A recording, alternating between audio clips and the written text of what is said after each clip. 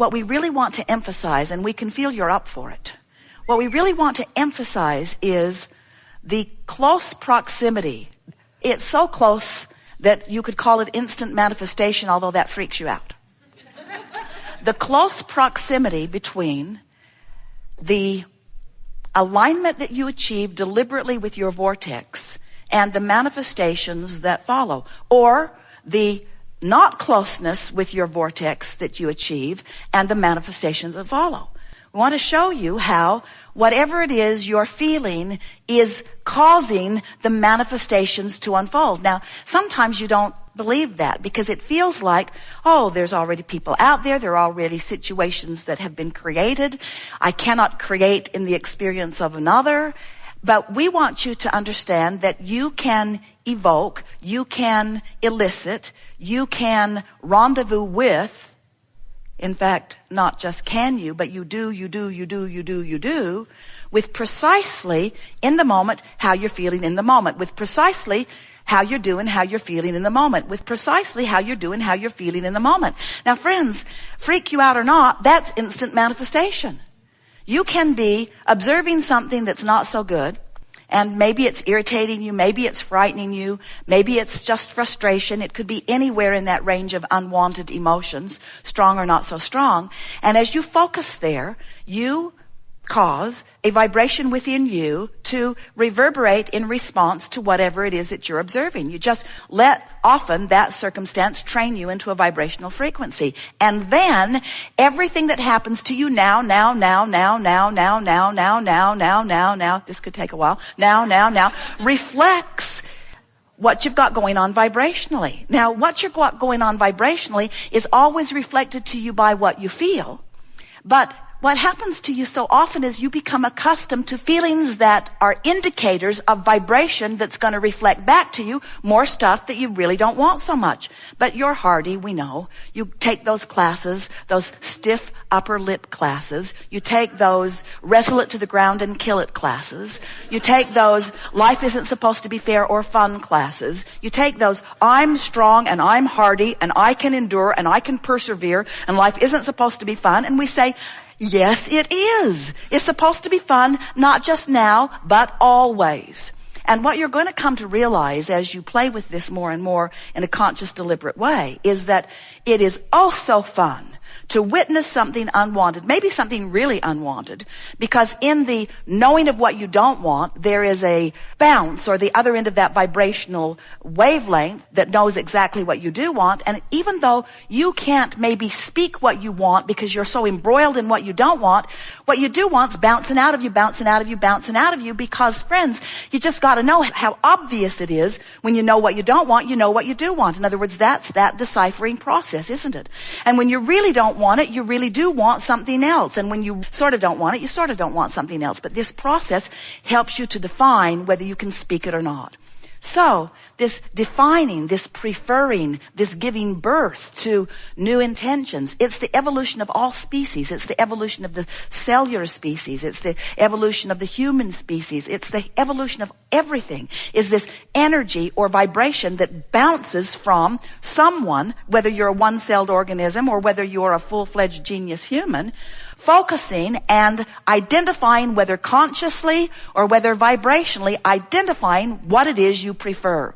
Evolution, expanding, becoming. But most humans are really slow on the trigger to go along with what they have birthed. Your inner being isn't. In other words, you were source energy before you came into this physical body, and only a part of that consciousness, a really rather small, we will not say insignificant, but it is part of you. In other words, the larger part of you remains non-physical. Here you are, physically focused, this wonderful personality that is you, sifting through and preferring, expanding, becoming, asking, whether you put words to it or not. Someone's rude, you want nicer people around you. If you're sick, you want to be well. If you're really sick, you really want to be well. If you don't have enough money, you want money. All day, every day, bounce. And the source within you becoming. Because every time you say, I'd like that, source who holds no resistance, your inner being who holds no resistance, becomes what you've asked for. Vibrationally speaking. Now, that doesn't ring your bells very much because you're into manifestation, and it's okay. That's why you're here in these flesh, blood, and bony bodies. You have come for manifestations. You've come to this leading edge because, to line up and manifest, it just doesn't get any better than that. This is not catching up time. This is leading edge time. You're not here to prove worthiness through your manifesting. You're here to prove creation through your manifesting. In other words, you're here to create through manifestation.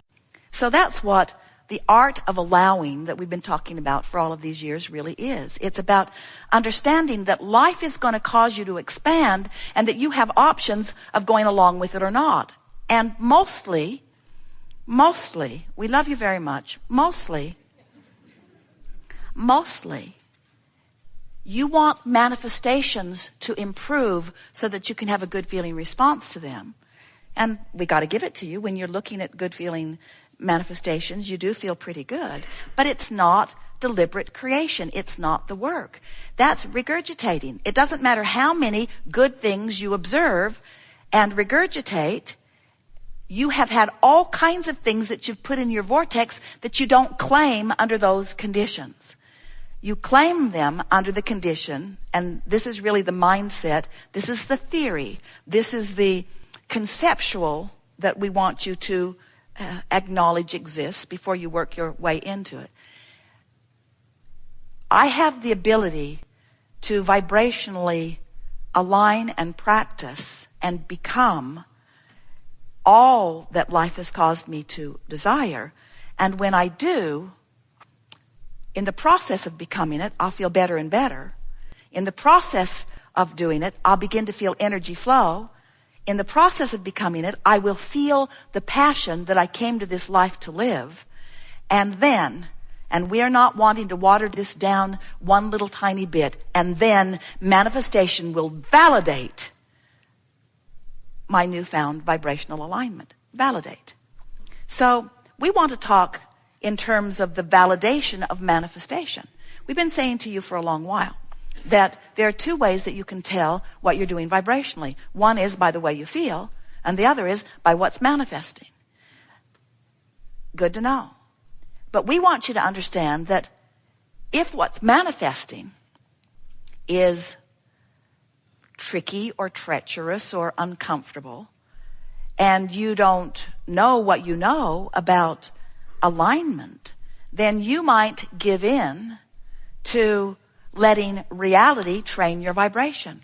That's what a lot of people do. In fact, most people let what is. You've heard us say, if you've been listening to us for a while, that most people offer most of their vibration in response to what they are observing.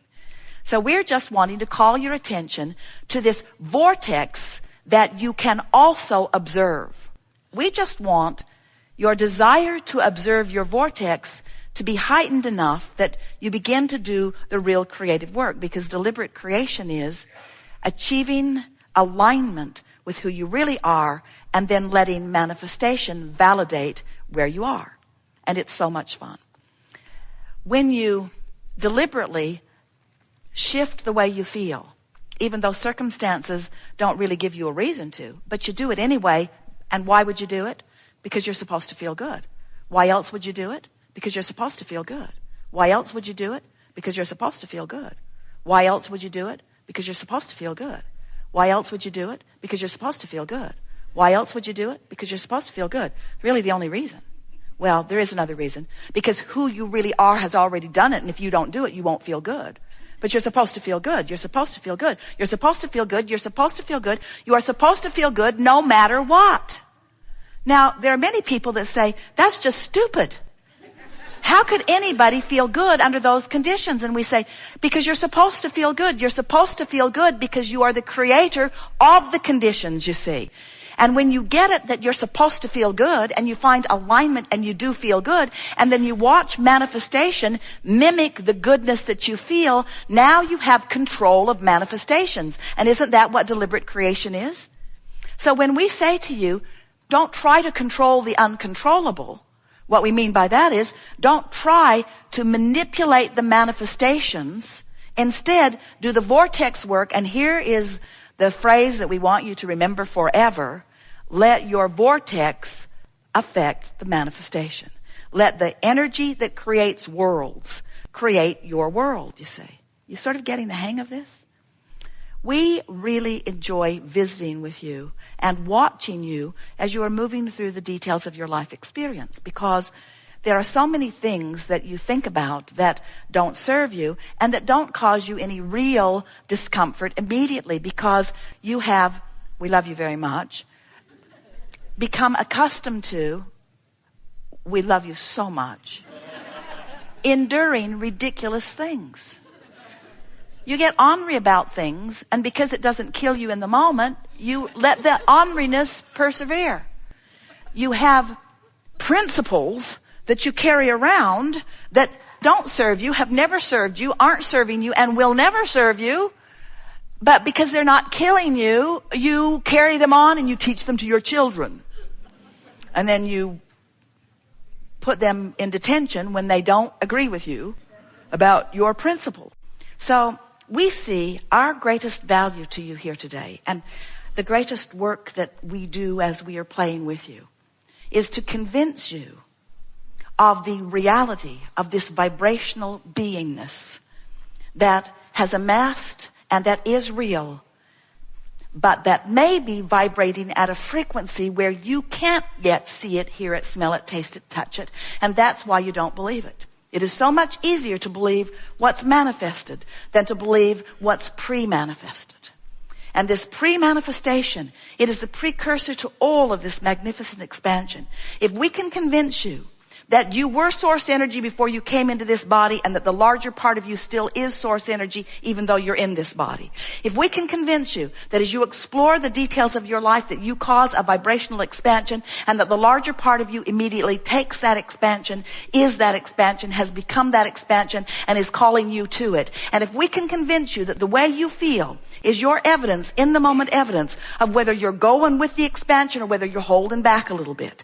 To the degree that you feel bad, you're holding back. To the degree that you feel good, you're going with it. And if we can convince you that if you will just chill out a little, if you will stop looking at reality and letting whatever it is control your every thought, if you will allow yourself the hopeful conclusion that maybe there is a vortex, and maybe my source is within it, and maybe if I just release thoughts, that source will call me into vibrational alignment, then it is our promise to you that your vortex will train your vibration upward. Because in the absence of resistant thought, you practice a non-resistant, totally allowing thought. And the more often you do that, the more easy it is to do it, until in time, and we're talking about a very short time, you will become a vibrational match to the frequency of your source. And when that happens, when you spend more time in this vortex, do you believe there's a vortex? Can you sort of kind of hear it? You get what we're talking about? You have to accept it. You're good, but you haven't figured out how to scrape enough dirt together to launch it into orbit. You gotta know there's something else going on.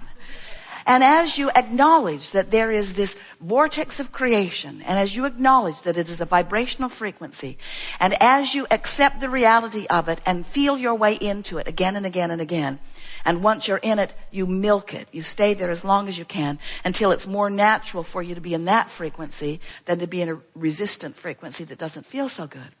What will begin to happen to you is you will begin to see and hear and smell and taste and touch inside the vortex.